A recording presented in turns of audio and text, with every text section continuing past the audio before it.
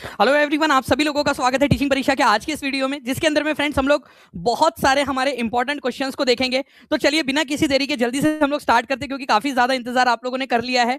लेकिन मैं आपसे प्रॉमिस करता हूँ कि इंतजार का फल जो है वो आप लोगों का मीठा होगा और आप लोगों को काफी ज्यादा पसंद आएगा ये सेशन। तो चलिए हम लोग बिना किसी देरी के स्टार्ट करते हैं। और जल्दी जल्दी से बता दीजिए जितने भी बच्चे जिन्होंने सेशन को लाइक कर दिया, एक बार हाथ ऊपर जरूर कर देंगे। और जहां भी शेयर कर सकते हो जल्दी जल्दी से शेयर भी जरूर कर दीजिएगा, ताकि हम लोग ऐसे ही बहुत सारे सेशंस कंटिन्यूअसली कर सके। और आज आप लोगों के लिए एक सरप्राइज भी एक चीज मैं आप लोगों को दिखाऊंगा। काफी जो है मेहनत से हमारी टेक्निकल टीम ने भी उसके ऊपर में काम किया है। और जो मैंने एक सोचा था, एक आइडिया सोचा था कि यार आप लोगों के लिए होना चाहिए, वो भी मैं आप लोगों को शो करूंगा। कैसे इस्तेमाल करना है, कैसे आप हजारों लोगों से आगे निकल जाओगे इसका इस्तेमाल करके, वो भी आज आप लोगों को शोकेस करने वाला हूं मैं। चलिए, तो पहला अंग्रेजी समाचार पत्र द बिहार हेराल्ड किसके द्वारा और किस वर्ष शुरू किया गया था? बीपीएससी सीडीपीओ की एग्जाम में आया हुआ क्वेश्चन। अब मैं आप लोगों से फिर से एक सवाल पूछना चाहता हूं कि अगर बीपीएससी के द्वारा पूछे गए अब तक जितने भी प्रश्न हैं, ठीक है, पास्ट में जितने भी क्वेश्चंस पूछे गए, जो जो प्रकार के क्वेश्चंस पूछे गए, जो एक्सप्लेनेशन है उस पर बेस्ड क्वेश्चंस, तो आप लोग बताइए आप कितने लोगों, आपको क्या लगता है आप कितने लोगों से आगे निकल जाओगे? तो टीचिंग परीक्षा के जो स्टूडेंट्स हैं ना, उनके लिए मैं अभी एक आप लोगों को डेमोन्स्ट्रेशन देने वाला हूं, क्योंकि मैंने मिशन ले रखा है कि भाई जितनी भी वैकेंसीज फिल होंगी वो टीचिंग परीक्षा से होनी चाहिए। और विजन ये है मेरा कि हर एक बच्चा मेरा इतना काबिल बन जाना चाहिए कि वो बच्चा कोई भी एग्जाम जो है वो क्लियर कर सके, अधिकारी लेवल तक के एग्जाम को क्लियर कर सके। तो बिहार हेराल्ड जो है फ्रेंड्स, ये गुरु प्रसाद सेन जी के द्वारा 1875 में स्टार्ट किया गया था। बीपीएससी सीडीपीओ का ओरिजिनल क्वेश्चन ये, तो आंसर इसका ऑप्शन नंबर बी हो जाएगा। ठीक है, इसके अलावा जो है इंडियन क्रॉनिकलर एक एग्जाम्पल के तौर पर मैं आपको बता दूं कि ये क्वेश्चन बन सकता है। तो 1881 के अंदर में ये स्टार्ट हुआ था, इसको भी याद रख लीजिएगा आप, Indian chronicler. Otherwise Guru Prasad Sen के द्वारा द बिहार हेराल्ड ये पहला समाचार अंग्रेजी समाचार पत्र था जो बिहार के अंदर में स्टार्ट हुआ था। अब बहुत ज्यादा इंपॉर्टेंट क्वेश्चन आपका, ठीक है, इस क्वेश्चन को बताइए आप लोग, संविधान के अनुच्छेद 213 के अनुसार, please point to be noted, अनुच्छेद 213 के अनुसार राज्यपाल के पास में अध्यादेश जारी करने का अधिकार है। ये अध्यादेश क्या होता है? अध्यादेश का मतलब होता है फ्रेंड्स कि टेम्पररी रूप से कोई कानून बना देना, टेम्पररी कानून। जब तक के असेंबली या फिर अगर मैं केंद्र सरकार के रूप में बात करूं तो संसद अपने सत्र में वापस नहीं आ जाती, उसकी बैठक स्टार्ट नहीं हो जाती, तब तक के लिए अगर अर्जेंसी है तो टेम्पररी रूप से कानून बना सकते हैं। तो राज्यपाल के पास में ये अधिकार है अध्यादेश जारी करने का। मतलब क्या राज्यपाल अपने मन मर्जी से इसको जारी कर सकता है अपने विवेकाधिकार का इस्तेमाल करके, एग्जीक्यूटिव के एडवाइस पर? क्या करता है मतलब? तो बेसिकली एक्चुअली इसका जो आंसर होगा, this power is exercised on the advice of cabinet, not only on the executive. ये शक्ति का प्रयोग कैबिनेट की सलाह पर ही करेगा वो, कैबिनेट की सलाह के ऊपर में। ये याद रखिएगा आप लोग, कैबिनेट की मीटिंग होगी, बकायदा लिखित के अंदर में जो है राष्ट्रपति के पास में एक अनुशंसा जाएंगी, सिफारिश जाएंगी, ठीक है, सिफारिश एडवाइस जाएंगी, और उस एडवाइस के ऊपर में वर्क करना, उसको जो है उस पर काम करना, ये कंपलसरी है राज्यपाल के ऊपर में, और इन केस ऑफ केंद्र सरकार राष्ट्रपति के ऊपर में। तो आप लोगों के लिए चलो एक बार रिवाइज कर लेते हैं हम लोग कि आर्टिकल नंबर जो है कौन सा है जो केंद्र सरकार के लिए काम करता है, और आर्टिकल नंबर कौन सा है आप लोगों का जो के राज्य सरकार के लिए काम करता है अध्यादेश के लिए। तो आर्टिकल नंबर 123 है केंद्र सरकार का, और आर्टिकल नंबर 213 है राज्य सरकार का। आर्टिकल नंबर 123 के तहत किसके पास में पावर है? राष्ट्रपति के पास में पावर है, और राष्ट्रपति भी केंद्र सरकार की जो कैबिनेट है उनके अनुशंसा पर, उनकी सिफारिश पर ही काम करेगा, और राज्यपाल जो है वो भी राज्य सरकार की जो अनुशंसा है या एडवाइस है उनके अनुसार ही काम करेगा। एक और चीज आप लोगों से पूछना चाहता हूं कि ये जो अध्यादेश वाला जो कंसेप्ट है, जो बच्चे मेरे से पढ़े हैं पुरानी बैचेस में भी, अभी नई वाली बैचेस में भी मैं आपको पढ़ाऊंगा वैसे तो सारे के सारे जो कानून है पुराने वाले, ठीक है, जो अंग्रेजों के समय में जो कानून बने थे, ईस्ट इंडिया कंपनी के समय में भी और ब्रिटिश राज के समय में भी 1858 के बाद में, वो सारा का सारा फिर से हम लोग न्यू बैच में पढ़ने वाले हैं। लेकिन जो पुराने बच्चे उन लोगों को याद होगा कि आपको बताया था मैंने कि 1861 का एक्ट था, इंडियन काउंसिल एक्ट 1861। इसके तहत फर्स्ट टाइम जो वाइसराय है उनको ये अधिकार दिया गया था ऑर्डिनेंस जारी करने का, वाइसराय को फर्स्ट टाइम। तो अध्यादेश जारी करने का अधिकार वाइसराय को कब दिया गया था? 1861 के कानून के अनुसार। ठीक है, ये भी याद रख लीजिएगा, ये हमने पढ़ा था हमारे एक्ट वाले इसके अंदर में, आगे मैं भी बताऊंगा आप लोगों को। तो वहां से हमने ये कॉपी किया है हमारे भारत सरकार ने, ठीक है। तो आर्टिकल नंबर 213 राज्यपाल और आर्टिकल नंबर 123 राष्ट्रपति। चलिए जल्दी जल्दी से लिख देंगे, और जितने भी बच्चे जिन्होंने सेशन को लाइक और शेयर कर दिया एक बार हाथ ऊपर करके जरूर बता दीजिएगा, ताकि ऐसे ही हम लोग यहाँ पर में सारी चीजें कर सके। नाउ नेक्स्ट क्वेश्चन की तरफ में आगे बढ़ते हैं। इनमें से कौन सा शैक्षणिक संस्थान असहयोग आंदोलन के दौरान स्थापित नहीं किया गया था? यहां पर मैं पॉइंट आप लोगों का है नहीं किया गया था, ये आप लोगों ने बताना है कौन सा वाला असहयोग आंदोलन के दौरान स्थापित नहीं किया गया था। सर आर्टिकल याद नहीं होते, आर्टिकल के लिए एक अलग मेमोराइजर बनाते रवि कुमार जी, आप बताइए। रवि, आप एक एक बच्चा जो है इंपॉर्टेंट है हमारे लिए, आप बताओ क्या बना दे एक आर्टिकल्स याद करने के लिए, इंपॉर्टेंट आर्टिकल्स करने के लिए आप लोगों के लिए एक मेमोराइजर बना दूं मैं, बीपीएससी मेमोराइजर। अगर बोलोगे तो वो बीपीएससी मेमोराइजर बना दूंगा मैं, उसमें अनलिमिटेड आपको अटेम्प्ट दे देंगे आपके न्यू बैच के अंदर में, जो एआई पावर्ड बैच है उसके अंदर, ताकि आप लोग अनलिमिटेड टाइम जो है उसको अटेम्प्ट करके सारे के सारे उसको याद रख ले। आपको कोई अपना मोबाइल नंबर बताए तब भी आप उसके अंदर आर्टिकल्स खोज लोगे। चलिए,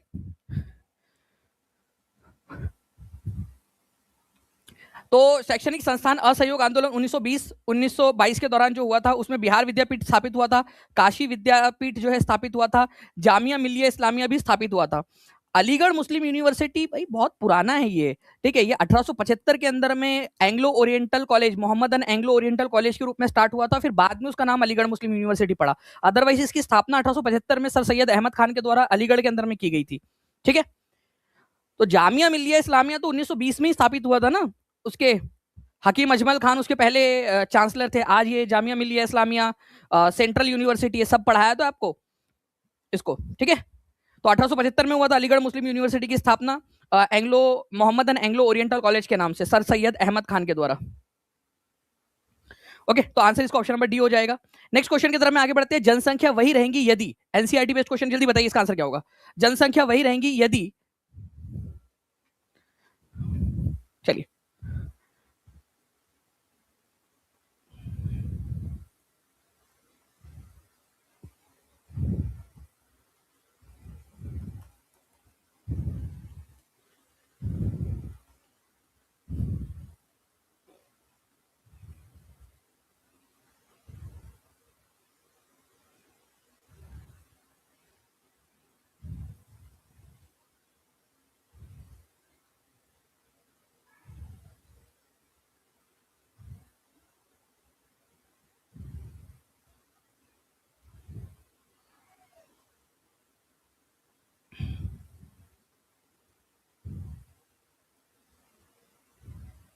चलिए, तो देखिए फ्रेंड्स, यहां पर में अगर हम लोग बात करेंगे कि जनसंख्या कब वही रहेंगी, जब बर्थ रेट और डेथ रेट जो है वो सेम रहने वाला है। ये देखिए आप लोग, ये चीज आप लोगों ने याद रखनी है। पॉपुलेशन इंक्रीज कब होती है, जब बर्थ रेट जो है वो ज्यादा हो, बच्चे ज्यादा पैदा हो रहे हैं और लोग कम मर रहे हैं, ठीक है। अब ऐसा नहीं कि जबरदस्ती लोगों को मार देना है आप लोगों ने, भाई ये इधर कंट्रोल करो ना, इधर में काहे के लिए जबरदस्ती मारना लोगों को। बर्थ और डेथ रेट समान रहेगा तो पॉपुलेशन स्टेडी रहेगी आपकी। पॉपुलेशन डिक्रीज कब होगी, जब बहुत सारे लोग मर जा रहे हैं और बच्चे कम पैदा हो रहे हैं, ठीक है। तो ये एक चीज है जिसको आप लोगों ने याद रखना है। अब बहुत ज्यादा इंपॉर्टेंट वाला क्वेश्चन आपका, इसको बताइए आप लोग कि Navjivan Maratha Bengali voice of India, ये कौन सा वाला सही रूप से नहीं लगा हुआ है, ठीक है, सही जोड़ी नहीं लगी हुई है। सफलता ईरा जी होगी जल्दी ही, जैसे उनकी तबीयत ठीक हो जाती है।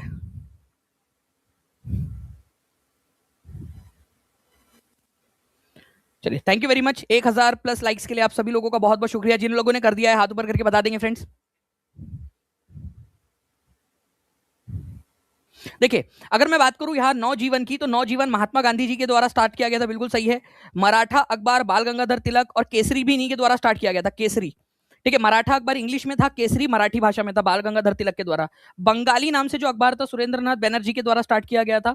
Voice of India Gopal Krishna Gokhale नहीं, बल्कि वॉइस ऑफ इंडिया किसके द्वारा स्टार्ट किया गया था, यह किया गया था दादा भाई नौरोजी के द्वारा, दादा भाई नौरोजी के द्वारा स्टार्ट किया गया था, ठीक है। ये आप लोग याद रखोगे। आंसर इसका जो है फ्रेंड्स ऑप्शन नंबर डी हो जाएगा, क्योंकि कौन सा वाला करेक्टली मैच नहीं है ये पूछा है आप लोगों से, तो D is the correct answer, ठीक है। तो डी आंसर हो जाएगा यहाँ पर में, मतलब ऑप्शन नंबर 4, ठीक है। तो द वॉइस ऑफ इंडिया, और इसके अलावा रास्त गोफ्तार नाम से भी एक अखबार था, रास्त गोफ्तार, ठीक है, ये भी दादा भाई नौरोजी का ही अखबार है। नाउ ड्रेन ऑफ वेल्थ का जो सिद्धांत है ये दादा भाई नौरोजी ने दिया था। दादा भाई नौरोजी को हम लोग grand old man of India भी बोलते हैं। इंडियन ग्लैडस्टोन के नाम से भी उनको जाना जाता है, इंडियन ग्लैडस्टोन। ग्लैडस्टोन क्या है ना, ग्लैडस्टोन नाम से एक प्रधानमंत्री हुआ करते थे ब्रिटेन के अंदर में, तो उनका कंपैरिजन, ठीक है, दादा भाई नौरोजी के साथ में इस तरीके से होता था कि दादा भाई नौरोजी को इंडियन ग्लैडस्टोन बोला जाता था, ठीक है।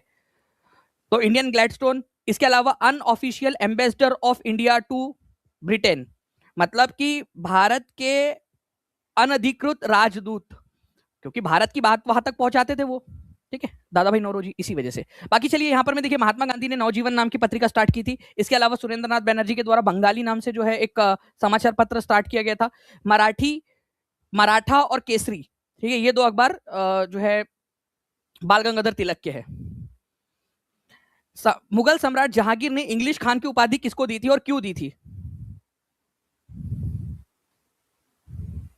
इंग्लिश खान की उपाधि किसको और क्यों दी थी, ये बताइए।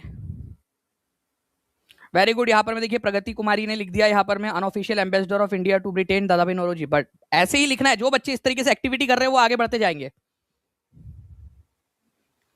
ठीक है। तो मुगल सम्राट जहांगीर ने इंग्लिश खान की उपाधि जो है वो किसको दी थी? विलियम हॉकिंग्स को दी थी। क्यों दी थी? देखिए बात है 1608 की, केबीसी में भी ये क्वेश्चन आया था, ठीक है। अगर आप लगा दे वो कि कौन कप्तान था उसका, ये क्वेश्चन आया हुआ है, टीम अगर लगा सके पीछे से, तो हेक्टर नाम का जहाज था, वो जहाज का नाम था हेक्टर। उस जहाज के कप्तान कौन थे? ठीक है, इस जहाज के कप्तान थे विलियम हॉकिंग्स, ठीक है। तो विलियम हॉकिंग्स सूरत के अंदर में इनका जहाज लैंड हुआ, मतलब सूरत के बंदरगाह पे रुके वो जब मुगल सम्राट जहांगीर के पास में गए तो जहांगीर ने उनको बोला, अरे वाह, ये गोरा तो मस्त तुर्की बोले है। तो तुर्की भाषा में बात करते थे, तुर्किश लैंग्वेज के अंदर में, इसी वजह से इसको इंग्लिश खान और 400 जात का मनसबदार भी बना दिया था। 400 जात का मनसबदार,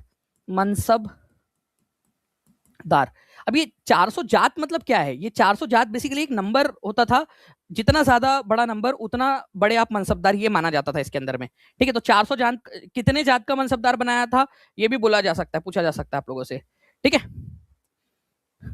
ओके। तो 1608। अच्छा, यहाँ किसी ने लिखा है कि सर डेट्स भूल जाते हैं, तो क्या ऐसा करें हम एक डेट वाला, जो इंपॉर्टेंट डेट्स के ऊपर में क्वेश्चंस आते हैं, 1608 हो जाए, 1556 हो जाए, 1526 हो जाए, 1761, ठीक है, 1206, इस तरीके से जो भी डेट्स वाले क्वेश्चन है आप लोगों के, जो मतलब जो कंफर्म जो डेट के ऊपर में क्वेश्चन आते हैं, अगर वो आपको चाहिए होगा, तो अगर आप बोलोगे तो वो मेमोराइजर भी मैं बना दूंगा आप लोगों के लैब के अंदर में, ठीक है। इसमें क्या होता है ना, सिंपली मुझे बैठना पड़ेगा एक बार, जैसे मैंने अभी आप लोगों के लिए 1960 पॉइंटर्स निकाले हैं बिहार के, 1960 पॉइंट्स, जिस पर अलग अलग बीपीएससी के बिहार आधारित क्वेश्चन पूछे गए, सारे के सारे निकाल लिए पॉइंटर्स आप, और हिंदी इंग्लिश दोनों में निकाल लिए। अगर आप बोलोगे मैं आप लोगों के साथ में शेयर भी करने वाला हूँ वो चीज, ठीक है। और जब हम लोग जो है एक बड़ी क्लास करेंगे, तो उसके अंदर में जितने भी बच्चे, कल जो हमारी क्लास होंगी ना, उसके अंदर में जो बच्चा पूरा लाइव देखेगा उसको मैं उन लोगों के साथ में शेयर भी करूंगा मैं उसको पूरा, ठीक है। 1960 पॉइंट्स निकले हैं जिनमें से क्वेश्चन आए हुए हैं। तो विलियम हॉकिंग्स जो है फ्रेंड्स, ये याद रखना है, जहांगीर के समय काल के अंदर में आए थे। उनके जहाज का नाम क्या था, ये प्लीज याद रख लीजिएगा, हेक्टर नाम का जहाज था। वो कहां पर में आया था? वो सूरत के अंदर में वो जहाज उनका रुका था आकर, विलियम हॉकिंग्स का। वो बहुत अच्छी तुर्की भाषा बोलते थे, तुर्किश भाषा, इसी वजह से इंग्लिश खान की उपाधि उनको दे दी थी। अगर वो अच्छी भोजपुरी बोलते तो शायद भोजपुरिया खान की उपाधि दे देते, भोजपुरिया खान। अरे वाह, क्या भोजपुरी बोला था तो, ठीक है। तो जेम्स वन जो है उस समय में ब्रिटेन के राजा थे, तो उनके प्रतिनिधि के रूप में आया था ये विलियम हॉकिंग्स। तो विलियम हॉकिंग्स किसका प्रतिनिधि बनकर आया था? विलियम हॉकिंग्स जो है वो जेम्स प्रथम का प्रतिनिधि बनकर आया था। ये भी क्वेश्चन आया हुआ है कि विलियम हॉकिंग्स किसके प्रतिनिधि के रूप में जहांगीर के दरबार में उपस्थित हुआ था?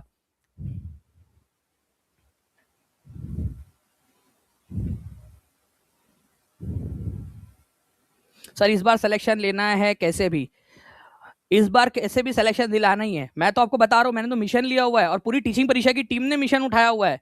मैंने हर किसी व्यक्ति को बोला हुआ है टीचिंग परीक्षा में हमारे को जितनी सीट से सारी टीचिंग परीक्षा से बननी है, इतनी मेहनत करनी है। इसी वजह से मैं एक एक बच्चे के ऊपर में ध्यान दे रहा हूँ कि भाई क्या रिक्वायरमेंट है, क्या है, हर एक चीज पूरी करेंगे। हर एक बच्चे का जो है पेपर निकलना चाहिए, और विजन ये है कि भाई उसने और बड़ी एग्जाम्स भी निकालनी चाहिए, इतना काबिल बनाना उसको। तो जेम्स वन, ये याद रखेंगे आप लोग। अब देखिए फ्रेंड्स, मिशमी, बरेल और लुशाई क्या है।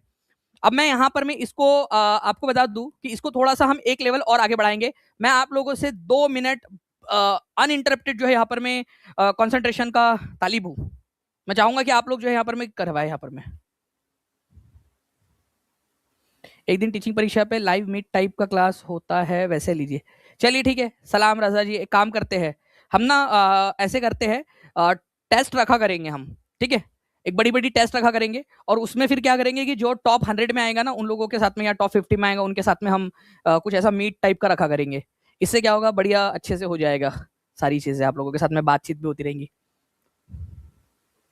तो मिश्मी, बरेल और लुशाई, मैं एक कदम इस क्वेश्चन को आगे बढ़ाना चाहता हूं आप लोगों के माध्यम से, ठीक है, हिल से ही है, बट अब आप मेरे साथ में प्लीज सभी बच्चे, हर एक बच्चा पूरा कंसंट्रेशन के साथ में देखेगा, पूरा का पूरा सारे बच्चे देखिए फ्रेंड्स, डाफला, मीरी और अबोर अरुणाचल प्रदेश में है, और एक है मिश्मी हिल्स, ये पहाड़ियां है, ये है अरुणाचल प्रदेश में। प्लीज लिखो मिश्मी हिल्स कहाँ है, मुझे हर एक बच्चे से लिख के चाहिए, क्यों चाहिए मैं अभी आपको प्रूफ करके दिखाऊंगा यहां पर मैं, ठीक है। मिश्मी हिल्स कहां पर, मैं जल्दी से लिखो कमेंट के अंदर में, चाहे लाइव देख रहे हो चाहे ऑफलाइन देख रहे हो बाद में देख रहे हो, हर एक बच्चे ने लिखना है मिश्मी हिल्स कहां है, अरुणाचल प्रदेश के अंदर में।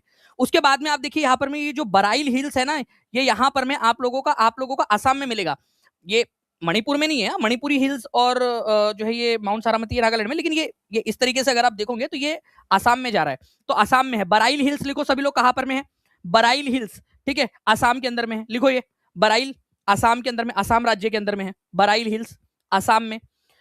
क्या क्या पढ़ाया मैं अभी, मिश्मी अभी आया था ऑप्शन में, मिश्मी हिल्स अरुणाचल प्रदेश में, बराइल हिल्स, ठीक है, आसाम के अंदर में।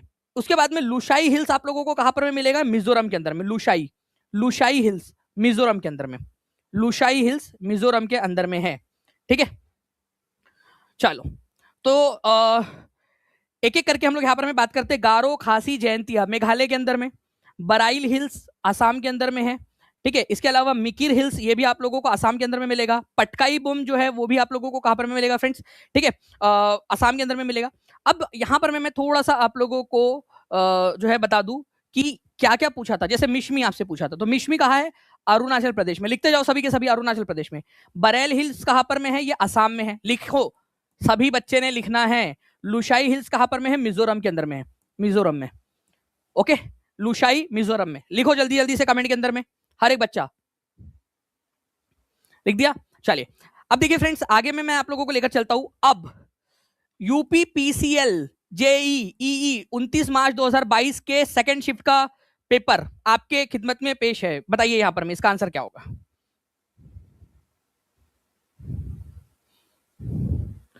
चलो ऑप्शन दिख रहा है तो मैं ऑप्शन भी हटा देता हूं आप लोगों का।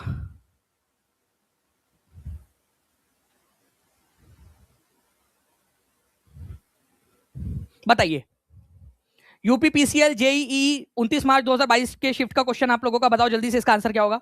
बरेल पर्वतमाला किस राज्य में स्थित है, अभी आप लोगों को बताया बरेल, ठीक है, कहां पर में, हर एक बच्चे का आंसर आना चाहिए कमेंट में। हमको सिलेक्शन लेना है सर टीचिंग परीक्षा, बिल्कुल आपका जो है सिलेक्शन यही तो करवा रहे हैं, मेहनत इसलिए तो करवा रहा हूं आपसे। आप देखिए एग्जाम का क्वेश्चन बरेल, यहां पर में आप देखिए बरेल आसाम के अंदर में आप लोगों को बताया, मैंने पढ़ाया आपको, आंसर आपका एक एग्जाम लेवल का क्वेश्चन आप लोगों ने कर लिया। चलिए आगे बढ़ते हम लोग, यहां पर में निम्नलिखित में से किस भारतीय राज्य में मुख्य रूप से मिश्मी हिल्स फैली हुई है। ये क्वेश्चन एसएससी एचएससी लेवल जो एग्जाम है आपका 9 नवंबर 2020 को जो हुआ था शिफ्ट 1 में, उसका क्वेश्चन। तो जो भी पढ़ा रहा हूं एग्जाम लेवल का पढ़ा रहा हूं, आपका एग्जाम स्पेसिफिक आप पढ़ रहे हो, तो कॉन्ग्रेचुलेशन, एक एक बच्चा आगे बढ़ रहा है टीचिंग परीक्षा के साथ में, आप लोगों की जो प्रिपरेशन है ना वो सिलेक्शन बन रही है। ओके चलिए, तो आंसर इसका क्या हो जाएगा आप लोगों का, ठीक है, मिश्मी हिल्स अरुणाचल प्रदेश के अंदर में, अभी आपको दिखाया मैंने, एक बार मैप में फिर से दिखा देता हूं, ये देखिए मिश्मी हिल्स अरुणाचल प्रदेश में हिल्स है, ठीक है। और आप मुझे बता दीजिए लुशाई हिल्स कहां पर में, ये आप लोग बता दोगे मुझे। चलिए नेक्स्ट क्वेश्चन की तरफ में हम लोग आगे बढ़ते हैं फ्रेंड्स। कहलगांव ताप विद्युत परियोजना, बहुत इंपॉर्टेंट क्वेश्चन आप लोगों का। कहलगांव थर्मल पावर प्लांट कहां पर में लोकेटेड है, कौन से जिले के अंदर में है, तो Kahalgaon, Kahalgaon super thermal power station जो है ये आप लोगों को भागलपुर जिले के अंदर में मिलेगा। ये बिहार एस्टेट टीजीटी के अंदर में 6 सितंबर 2023 के शिफ्ट नंबर 1 में आया था, आगे में भी पूछा जा सकता है, ठीक है, तो इसको याद रखेंगे आप सभी के सभी।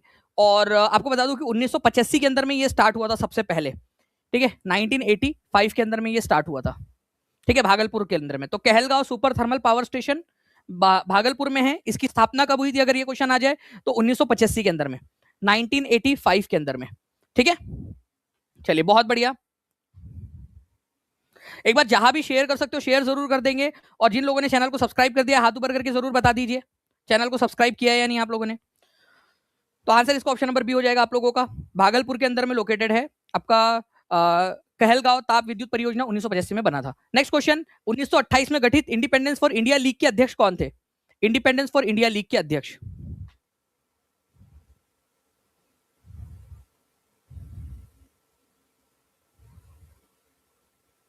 देखिए इंडिपेंडेंस फॉर इंडिया लीग, आप लोगों में से कई सारे लोग हैं जो फ्रेंड्स, आप लोगों को पता होगा कि जो है लोगों का मानना है कि हमारे जो जवाहरलाल नेहरू है, सुभाष चंद्र बोस है, उनके बीच में बनती नहीं थी। कई सारे लोगों का मानना है कि सुभाष चंद्र बोस बनते या जवाहरलाल नेहरू प्रधानमंत्री नहीं बनते, लेकिन एक्चुअल में इन लोगों में बहुत अच्छी दोस्ती थी। आप लोग देखिए यहाँ पर में कि जब इंडिपेंडेंस फॉर इंडिया लीग की स्थापना हुई, इंडिपेंडेंस फॉर इंडिया लीग, ठीक है, तो इसकी स्थापना जवाहरलाल नेहरू, ठीक है, श्रीनिवास अय्यंगर और सुभाष चंद्र बोस ने मिलकर की थी। इंडिपेंडेंस फॉर इंडिया लीग की स्थापना 1928 के अंदर में जवाहरलाल नेहरू, श्रीनिवास अय्यंगर और सुभाष चंद्र बोस ने। इसके पहले अध्यक्ष बने थे श्रीनिवास अय्यंगर, ठीक है, तो श्रीनिवास अय्यंगर इसके पहले अध्यक्ष थे।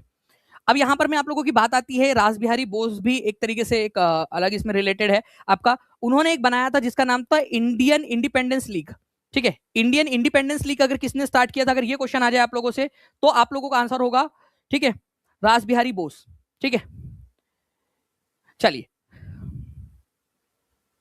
इंडियन इंडिपेंडेंस लीग, अगर आप लोग बोलो तो मैं इसका क्वेश्चन भी आप लोगों को करवा देता हूं, जस्ट अ सेकेंड, ठीक है।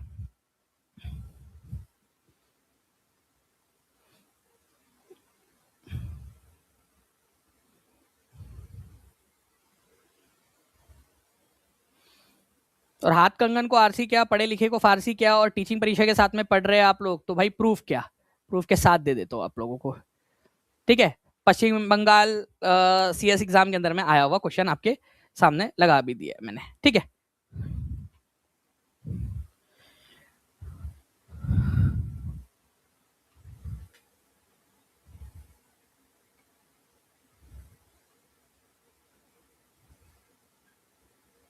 ओके, तो रासबिहारी बोस जो है फ्रेंड्स, उन्होंने इंडियन इंडिपेंडेंस लीग की स्थापना की थी। और हमारा जो क्वेश्चन है वो है इंडिपेंडेंस फॉर इंडिया लीग। तो नाम थोड़ा सा मिलता जुलता है, तो कंफ्यूज नहीं होना है आप लोगों ने। Independence for India league, independence for India league लिखो सभी लोग पहले, इंडिपेंडेंस फॉर इंडिया लीग। संस्थापक जवाहरलाल नेहरू, श्रीनिवास अय्यंगर, सुभाष चंद्र बोस, ठीक है। और पहले अध्यक्ष श्रीनिवास अय्यंगर, सभी बच्चे लिखेंगे जल्दी जल्दी से। वही अगर आपसे बात करें इंडियन इंडिपेंडेंस लीग की, इंडियन इंडिपेंडेंस लीग, देखो थोड़ा सा फर्क है, ठीक है, वो हो जाएगा रासबिहारी बोस। समझ में आया कि जल्दी से हाथ ऊपर करके बताओ, अगर समझ में आ गया है तो लिख दो जल्दी जल्दी से कमेंट के अंदर में, ताकि मुझे पता चल जाए कि यार हाँ बच्चे आप लोगों को समझ में आ गया है।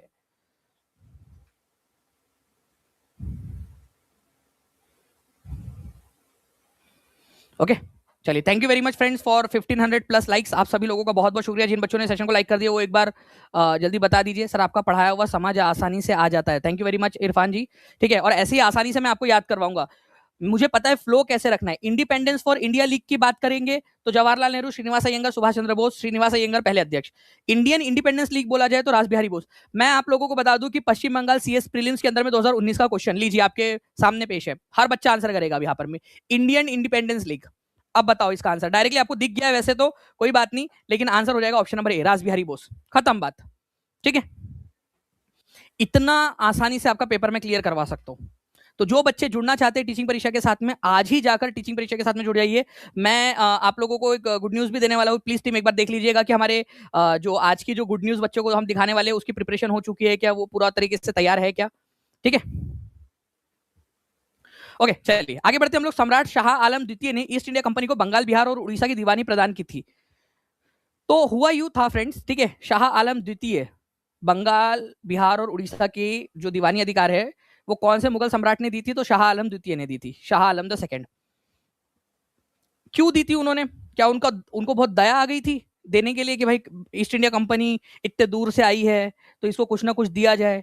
नहीं, एक्चुअली हुआ यह था, बक्सर की लड़ाई के अंदर में ये हार गए थे, बक्सर की लड़ाई, ठीक है, 1764 के अंदर में। इस वजह से 1765 के अंदर में ये संधि होती है 12 ऑफ अगस्त 1765 को, जिसके अलाहाबाद की संधि जिसको बोला जाता है, treaty of Allahabad, treaty of Allahabad, Allahabad की संधि के तहत बंगाल, बिहार और उड़ीसा की दीवानी अधिकार जो है वो दे दिए जाते हैं ब्रिटिश ईस्ट इंडिया कंपनी को, ठीक है। नेक्स्ट आपको बताना है कि राज्य के नीति निर्देशक सिद्धांतों को किसने भारत में सामाजिक और आर्थिक लोकतंत्र का घोषणा पत्र कहा है। बिहार एपीओ के अंदर में आया हुआ क्वेश्चन है, ध्यान से समझिए आप लोग।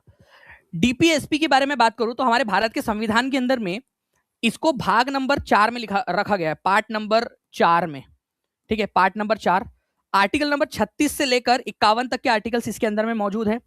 ये डीपीएसपी हम लोगों ने कहां से उधार लिया है? तो आयरलैंड के संविधान से उधार लिया है हमने, आयरलैंड के संविधान से इसको उधार लिया है। इसको manifesto of social and economic democracy in India, Bharat में सामाजिक और आर्थिक लोकतंत्र का घोषणा पत्र किसने कहा है? ये क्वेश्चन आया आप लोगों का, तो आंसर हो जाएगा डॉक्टर बी आर अम्बेडकर ने इसको कहा है। मैं एक और चीज बता दूं आप लोगों को friend, doctor B R Ambedkar ने डीपीएसपी को एक और चीज कही है, वो है नोवल फीचर, ठीक है, नोवल फीचर, जिसको आप लोग हिंदी में नवाचार बोलते हो। नवाचार, नवाचार मतलब आप एक चीज समझ जाइए कि बी आर अम्बेडकर को, डॉक्टर बी आर अम्बेडकर को डीपीएसपी बहुत ज्यादा पसंद था। उन्होंने देखो क्या क्या बोला है, इसको नोवल फीचर बोला है। वो बात अलग है कि हमने उधार लिया है, लेकिन ये नहीं है कि हमने पूरा का पूरा एज इट इज कॉपी किया। हमने हमारे वाले उसमें पॉइंट्स डाले हैं ना हमारे भारत के अंदर में, हमारे डीपीएसपी के अंदर में, ठीक है। तो डीपीएसपी को नोवल फीचर कहा है डॉक्टर बी आर अम्बेडकर ने। उन्होंने कहा है manifesto of social and economical democracy in India, Bharat में सामाजिक और आर्थिक लोकतंत्र का घोषणा पत्र, ठीक है। तो ये भी एक इंपॉर्टेंट वाला पॉइंट है, इसको आप लोगों ने याद रखना है। सभी लोग लिख दीजिए क्या क्या कहा है फास्ट। चलो नेक्स्ट क्वेश्चन की तरफ में हम लोग आगे बढ़ते हैं। हमारे आगरा के सिकंदरा में स्थित मुगल सम्राट अकबर का मकबरा किसने बनवाया था? अकबर का मकबरा किसने बनवाया था? चलो, बाबर का बेटा हुमायूं, हुमायूं का अकबर, अकबर का बेटा कौन था बताओ? चलो आप लोग बताओ यहां पर, मैं बाबर का बेटा अगर हुमायूं है, हुमायूं का अकबर, तो अकबर का मकबरा किसने बनाया होगा? ऑप्शन एलिमिनेट करो इसमें से। हाँ, अकबर अपना मकबरा खुद ही बना लेगा क्या? हाँ, अकबर अपना मकबरा खुद बनाएगा क्या? बताओ जल्दी से, नहीं बनाएगा, ठीक है।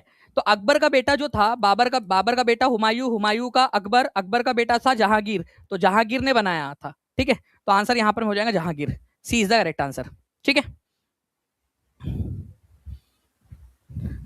नेक्स्ट क्वेश्चन की तरफ में आगे बढ़ते हैं हम लोग, ठीक है। सिकंदरा जो है फ्रेंड्स, ये सिकंदर लोधी के नाम पे पड़ा था सिकंदरा। इवन जो आगरा है ना, ये भी आप लोगों ने याद रखना है कि जो है आप लोगों का आगरा शहर की स्थापना भी सिकंदर लोधी के द्वारा की गई थी। डॉक्टर बी आर अम्बेडकर ने directive principle of state policy को किस तरह से बताया था? भारतीय संविधान की प्रस्तावना बोला था उन्होंने, नोवल फीचर बोला था, administrative feature of Indian constitution बोला था, डेड लेटर बोला था, क्या बोला था उन्होंने?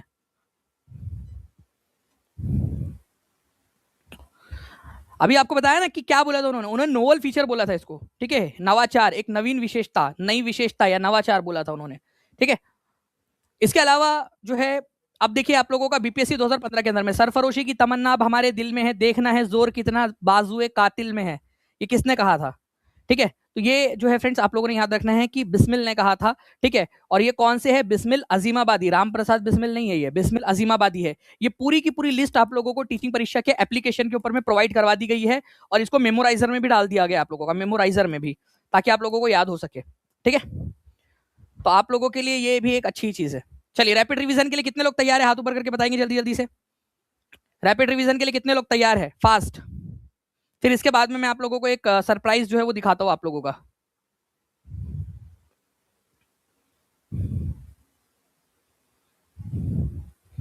चलिए देखिए फ्रेंड्स, कौन सा अनुच्छेद राज्यपाल के अध्यादेश बनाने की शक्ति से संबंधित है? तो आर्टिकल नंबर, ठीक है, 213, और आर्टिकल नंबर 123 किससे संबंधित है? जल्दी से आप लोग मुझे कमेंट करके बताएंगे दोनों के दोनों पॉइंट्स, ठीक है। चलिए नेक्स्ट क्वेश्चन की तरफ में आगे बढ़ते हैं। राज्यपाल द्वारा जारी अध्यादेश की अवधि अधिकतम वैधता कितनी होती है? तो राज्यपाल के द्वारा जो जारी अध्यादेश है उसकी अधिकतम वैलिडिटी कितनी होती है फ्रेंड्स, मैं आपको बताता हूं, ठीक है। ये इसका ये जो क्वेश्चन है ये होना चाहिए अधिकतम वैधता, ठीक है, सत्र के शुरुआत से मतलब कि मान लो कि जो भी नेक्स्ट वाला जो सेशन स्टार्ट होगा उससे 6 हफ्ते के अंदर अंदर आपने पास करना है, जो भी नेक्स्ट सेशन स्टार्ट होगा। देखो मान लो कि आज हमने जो है कोई एक अध्यादेश जारी किया, मैंने मान लो एक अध्यादेश जारी किया कि भाई सारे लोगों को बीपीएससी टीआरई के अंदर में अलाउ कर दो, बीपीएससी टीआरई के अंदर में हम जो है 10 लाख वैकेंसी निकालेंगे, ठीक है। मैं गवर्नर हूँ, मेरे को बोला सीएम ने और कैबिनेट ने कि निकालो करे, मैं बोला चलो अध्यादेश निकालो, उसकी बहस का अंडा बाद में देखेंगे, ठीक है। अपन ने निकाल दिया। इसको अगर मान लो कानून बनाना है, अगर कानून बनाना है तो तो क्या करना पड़ेगा पता है, जैसे ही अगला विधानसभा का सत्र स्टार्ट होगा उसके 6 हफ्ते के अंदर अंदर हमको पास करना पड़ेगा। तो सत्र के स्टार्ट होने के 6 हफ्ते के अंदर अंदर हमको करना होता है, 6 हफ्ते के अंदर अंदर सत्र के स्टार्ट होने से पहले। तो आंसर इसका ऑप्शन नंबर ए, उस केस के अंदर में 6 हफ्ते के भीतर सत्र के स्टार्ट होने के पहले, पुनः सत्र जब स्टार्ट होगा तब से। अदरवाइज इसकी मैक्सिमम लिमिट तो 6 महीना 6 हफ्ते हो सकती है, 6 महीना प्लस 6 हफ्ते। कैसे हो सकती है वो मैं आगे मैं आपको बताऊंगा। किस आंदोलन के दौरान बिहार विद्यापीठ की स्थापना हुई थी? टीआरई 2.0 के अंदर में आया हुआ क्वेश्चन है। बिहार विद्यापीठ की स्थापना जो है फ्रेंड्स ये नॉन कॉपरेशन मूवमेंट के दौरान हुई थी। ठीक है, बिहार विद्यापीठ की स्थापना ओके नॉन कॉपरेशन मूवमेंट के दौरान। काशी विद्यापीठ की जामिया मिलिया इस्लामिया की स्थापना भी उसी समय काल के अंदर में हुई थी। चलिए नेक्स्ट क्वेश्चन की तरफ में आगे बढ़ते हैं हम लोग। वॉइस ऑफ इंडिया अखबार के संस्थापक कौन है? तो वॉइस ऑफ इंडिया अखबार के संस्थापक है friends Dadabhai Naoroji. D is the correct answer. Dadabhai Naoroji Bombay में स्टार्ट किया था उन्होंने 1883 के अंदर में। दादा भाई नौरोजी निम्नलिखित में से किस पत्रिका से जुड़े थे? D triple S B TGT के अंदर में आया हुआ क्वेश्चन आप लोगों का। दादा भाई नौरोजी, तो आंसर जो है फ्रेंड्स ये क्या हो जाएगा आप लोगों का? राष्ट्र गुफ्तार है। ठीक है, तो B is the correct answer. Rast Goftar भी आप लोगों को बताया मैंने, राष्ट्र गुफ्तार भी उनका अखबार था। राष्ट्र गुफ्तार और जो है वॉइस ऑफ इंडिया, ये 2 अखबार थे उनके। ठीक है, निम्नलिखित में से किसने प्रसिद्ध अपवाह सिद्धांत प्रतिपादित किया था? Drain theory, drain of wealth theory. Drain theory या ड्रेन ऑफ वेल्थ थ्योरी जो है इसका मतलब ये था कि भारत से जो है पैसे की निकासी होकर ब्रिटेन के अंदर में जा रही है। ठीक है, ड्रेन ऑफ वेल्थ। उनकी एक बहुत मशहूर पुस्तक है poverty and un British rule in India. Poverty and un British rule in India, दादा भाई नौरोजी की पुस्तक। ठीक है, तो आंसर इसका ऑप्शन नंबर ए हो जाएगा। ठीक है, बाल गंगाधर तिलक ने मराठा समाचार पत्र किस भाषा में स्टार्ट किया था? एग्जाम स्पेसिफिक क्वेश्चंस आप लोगों को बता रहा हूं, एग्जाम में आए हुए क्वेश्चन आप लोगों के।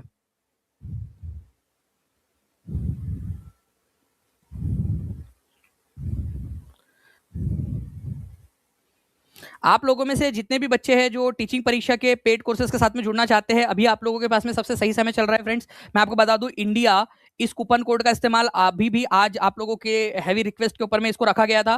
ठीक है, तो आप जितने भी बच्चे हैं जो इस कूपन कोड का इस्तेमाल करना चाहते हैं, आज रात 12 बजे से पहले पहले कर सकते हो। ठीक है, इंडिया इस कूपन कोड का इस्तेमाल आप लोग कोई भी कोर्स में।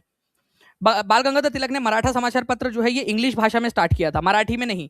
केसरी नाम का जो अखबार है वो निकाला था उन्होंने मराठी में, केसरी। ठीक है, केसरी निकाला था मराठी में और मराठा इंग्लिश में। बंगाली नाम से अखबार किसने निकाला था ये प्लीज एक बार लिख दो आप सभी लोग। मैं यहां दिखा देता हूं आपको, बट लिखेंगे आप लोग ताकि आपको याद हो। चलो बताओ, बंगाली नाम से अखबार किसने निकाला था? द बंगाली या बंगाली बोला जाता है, किसने निकाला था अखबार? सभी लोग जल्दी से लिखेंगे कमेंट के अंदर में, बंगाली नाम से अखबार लिख दो ताकि याद रहे आप लोगों को आगे के लिए। ये प्रिपरेशन हो रही है आपकी, आपके माइंड की एक्सरसाइज हो रही है। इंग्लैंड के राजा जेम्स वन ने 1608 में जहांगीर के दरबार में किस राजदूत को भेजा था? ये क्वेश्चन आपका केबीसी के अंदर में भी आया था। आई थिंक 7 करोड़ के लिए था प्रश्न, वो एक बार अगर टीम दिखा पाए उसको या फिर रख दे हम लोग उसको। ठीक है, तो 1608 में, ठीक है, वो हेक्टर नाम के जहाज का कप्तान कौन था वो क्वेश्चन पूछा गया था। तो विलियम हॉकिंग्स उसका कप्तान था। ठीक है, तो 1608 में। और कहां पर में आया था वो? सूरत के अंदर में वो जहाज उन्होंने पार्क किया था अपना।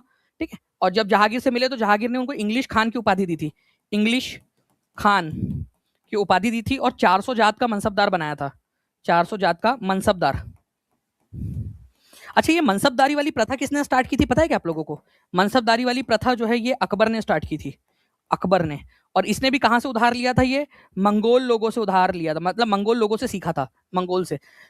एक शब्द लेकर हम लोग पूरा का पूरा उसका रामायण महाभारत स्टार्ट कर सकते हैं अगर आप लोग चाहो तो। ठीक है, अगर आप लोग इसी तरीके से अच्छे से कमेंट्स में आंसर करते हुए पढ़ो तो।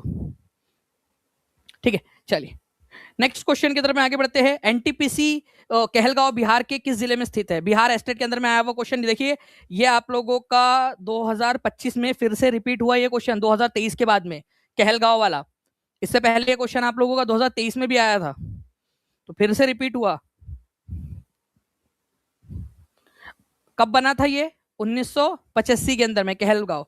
ओके, और ये है भागलपुर के अंदर में। C is the correct answer. 1947 likes हो चुके हैं, आजादी वाला हमारा। चलो जल्दी जल्दी से सेशन को लाइक एंड शेयर भी जरूर करते रहेंगे।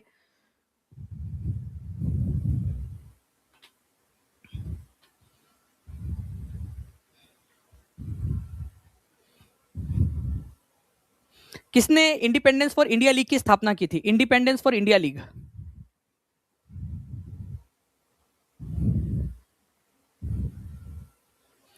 इंडिपेंडेंस फॉर इंडिया लीग की स्थापना की अगर हम लोग बात करेंगे फ्रेंड्स, तो ये किया था इंडिपेंडेंस फॉर इंडिया, ठीक है, लीग।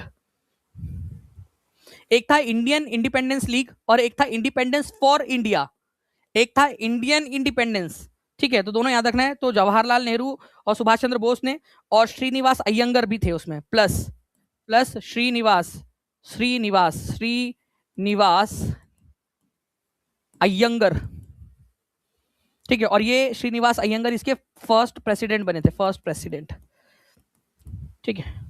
तो जवाहरलाल नेहरू, सुभाष चंद्र बोस, श्रीनिवास अयंगर ऐसे लोग थे। और इंडियन इंडिपेंडेंस लीग की स्थापना की बात करें, इंडियन इंडिपेंडेंस लीग, तो वो रासबिहारी बोस ने किया था, ठीक है। Indian Independence League Rashbehari Bose, और Independence for India League Subhash Chandra Bose, Jawaharlal Nehru, Srinivasa Iyengar. भारतीय संविधान के अनुच्छेद 56 से 51 किससे संबंधित है? 2000 प्लस लाइक्स के लिए आप लोगों को बहुत बहुत कॉन्ग्रेचुलेशंस, ठीक है। तो भारतीय संविधान के अनुच्छेद 36 से 51 जो है फ्रेंड्स आप लोगों का डीपीएसपी डायरेक्टिव प्रिंसिपल से रिलेटेड है आप लोगों का, ये पार्ट नंबर 4 में है, पार्ट नंबर 4 के अंदर में, ठीक है। और इसको जो है आयरलैंड से उधार लिया था डॉक्टर बी आर अम्बेडकर ने। इसको सामाजिक और आर्थिक लोकतंत्र का घोषणा पत्र भी कहा है और इसको नवाचार भी कहा है, ठीक है। चलिए 5 करोड़ का प्रश्न आप लोगों के लिए, बताओ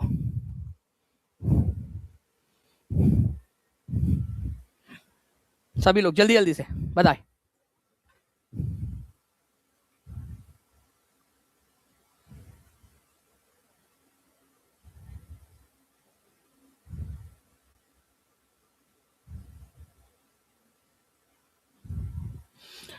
Who commanded the Hector, the first British trading ship to land at Surat? Hector नाम का जो जहाज था उसके कप्तान कौन थे? Paul Canning, William Hawkins, Thomas Roe, James Lancaster. Answer बताइए।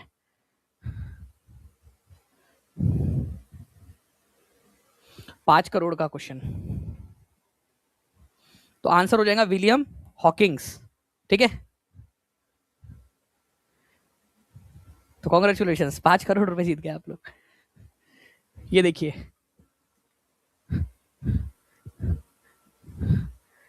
विलियम हॉकिंग्स, ठीक है। डबल डिप ली थी उन्होंने, डबल भाई अगर तुम लोग भाई अगर हमसे पढ़े, दानी सर से पढ़े होते, टीचिंग परीक्षा से पढ़े होते ना, डबल डिप नहीं लेनी पड़ती, लाइफलाइन बच जाती और पहली बार में आंसर लगा देते तुम। बात सही है कि नहीं? टीचिंग परीक्षा से पढ़े होते तो डायरेक्टली आंसर लगा पाते। चलिए नाउ फ्रेंड्स, अब मैं आप लोगों को जो है एक चीज दिखाना चाहता हूँ आप लोगों के लिए। मैंने आप लोगों से कहा था कि मैं पेड कोर्स में आप लोगों को 10,000 प्लस जो है जो प्रीवियस ईयर क्वेश्चंस है वो सारे के सारे आप लोगों को प्रोवाइड करूंगा मेमोराइजर के फॉर्म में। तो आप लोगों के खिदमत में पेश है मेमोराइजर। आप देख सकते हो यहाँ पर मैं फ्रेंड्स एक मेमोराइजर जो है पहला वाला मैंने डाल दिया है, बीपीएससी स्पेशल 10,000 पीवाईक्यूज आप लोगों को इसमें मिलेंगे मेमोराइजर के फॉर्म में, ठीक है। चलिए पहला, यूरोपीय वाणिज्य कंपनियों का भारत में आगमन, ठीक है। इसकी क्विज हम लोग स्टार्ट करते हैं। इस तरीके से सारा का सारा मैं आप लोगों को यहाँ पर मैं प्रोवाइड करवा दूंगा, ठीक है। चलिए 44वीं बीपीएससी प्रीलिम्स के अंदर में पूछा गया क्वेश्चन, 44वीं बीपीएससी के अंदर में, आई होप आप लोगों को दिखाई दे रहा होगा ये, ठीक है। इसका फॉन्ट भी हम लोगों ने बड़ा कर दिया है ताकि आप लोगों को दिखाई दे इसको, ओके।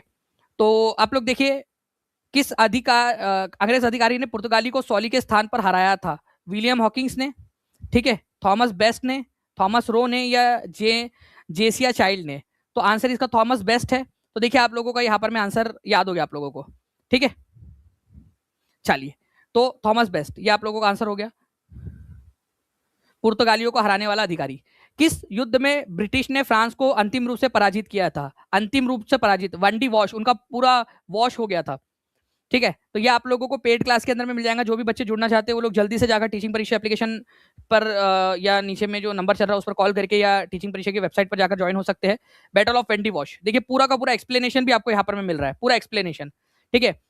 वेंडी वॉश के युद्ध में फ्रांस को अंतिम रूप से पराजित किया। यह युद्ध तीसरे कर्नाटक युद्ध के रूप में जाना जाता है। 1758 से 63 का हिस्सा था। वांडी वॉश का युद्ध 1760 में हुआ था। तीसरा कर्नाटक युद्ध 1763 की पेरिस की संधि के साथ समाप्त हुआ। तो कौन सी संधि हुई थी तीसरे कर्नाटक युद्ध के अंदर में? पेरिस की संधि हुई थी, ठीक है। तो प्रथम युद्ध और द्वितीय युद्ध कब हुआ था वो भी आपको यहीं पे दे दिया है ताकि आप लोगों को याद हो जाए, ठीक है। चलिए थर्ड क्वेश्चन की तरफ में आगे बढ़ते हैं। Bombay was given to prince of England. Mumbai पुर्तगाली राजकुमारी से विवाह के उपलक्ष्य में इंग्लैंड के राजकुमार को दिया गया था। ये एपीओ जीएस 2012 के अंदर में आया हुआ क्वेश्चन आपका बिहार के अंदर में। Charles second, Charles one, James two, Henry 7 किसको दिया गया था? अगर देखिए आप गलत आंसर लगाओगे ना तो वो आपको बोलेगा कि गलत है। देखो जानबूझ के हमने गलत लगाया तो उसने बोला गलत है, फिर से गलत लगाएंगे फिर से गलत बोलेगा, तो चार्ल्स सेकंड इसका आंसर होगा। तो पुर्तगाली जो राजकुमारी थी कैथरीन ऑफ ब्रेगेंजा उसका नाम था, तो कैथरीन ब्रेगेंजा के साथ में विवाह के अनुसार, ठीक है, चार्ल्स द्वितीय को मुंबई दहेज के रूप में, बॉम्बई जो है वो दहेज के रूप में मिला था। ठीक है, तो इस तरीके से जो है फ्रेंड्स आपको जितने भी एग्जाम में आए हुए क्वेश्चन है, देखिए बीपीएससी ऑडिटर 2021 में आया हुआ क्वेश्चन, किस अधिनियम के तहत यह घोषणा की थी कि भारत में अधिकारियों की नियुक्तियों में राष्ट्रीयता और रंग के आधार पर भेदभाव नहीं होगा। ठीक है, तो किसके आधार पर यह हुआ था कि राष्ट्रीयता मतलब कि अंग्रेज होंगे या फिर भारतीय होंगे उसके आधार पर भेदभाव नहीं होगा? 13, 33, 53, 61 किसके आधार पर हुआ था? तो 33 के आधार पर ये बात कही गई थी सबसे पहले बार। ठीक है, चलिए तो 1833 इसका आंसर हो जाएगा। तो इस तरीके से जो है फ्रेंड्स आप लोगों को सारे के सारे जो है वो क्वेश्चन, सारे के सारे आंसर्स आप लोगों को यहाँ पर मिल जाते हैं। आप लोगों ने सिंपल सा क्या करना है, आज रात 12 बजे से पहले पहले इंडिया इस कूपन कोड का आप लोगों ने इस्तेमाल कर लेना है। ठीक है, आप सभी लोग मैक्सिमम डिस्काउंट के लिए आप लोगों ने। और एक और चीज मैं आपको फिर से याद दिला दूं कि अगर आप में से कोई यूपी टेट देने वाला है या सी टेट देने वाला है, आपका भाई देने वाला है या आपकी बहन देने वाली है, एक बहुत बड़ी अनाउंसमेंट होने वाली है। ठीक है, तो मैं आपको हिंट दे रहा हूँ, पहले से उनको बोलिए कि टीचिंग परीक्षा में ज्वाइन हो जाए ताकि वो उनको उसका फायदा मिल जाए। ओके, तो जो भी है, जो लोग ज्वाइन होना चाहते हैं, चाहे यूपी टेट दे रहे हो चाहे सी टेट देने वाले हो, अगर देना है तो टीचिंग परीक्षा जुड़ जाइए अनाउंसमेंट से पहले पहले। तो मैं आप लोगों को सभी को हिंट दे रहा हूँ यहाँ पर मैं कि भाई एक बड़ी घोषणा इन 2 एग्जाम्स के लिए होने वाली है। मतलब ऐसा समझ लीजिए कि बहुत बड़ा उनका फायदा होने वाला है, ऐसा समझ लीजिए आप लोग। ठीक है, चलिए तो ये आप लोगों का आज का सेशन था। आगे में हम लोग जो है फ्रेंड्स इसको कंटिन्यू करेंगे, और इससे पहले कल हमारी एक बड़ी क्लास है, उसके लिए भी आप लोग तैयार रहिएगा। उस सेशन को जाकर लाइक कर देंगे आप सभी। ठीक है, ओल्ड स्टूडेंट्स के लिए आप लोगों का जो है वो कूपन आप लोगों को दिया हुआ है होगा सर, बिल्कुल। हाँ, TGT old student coupon active है, पीयूष भारती, आप जाकर वहां पर में लगाकर उसको कर सकते हो। ओके, चलिए थैंक यू वेरी मच। जो लोग अपग्रेड करना चाहते हैं 299 के अंदर में उसमें कर सकते हैं।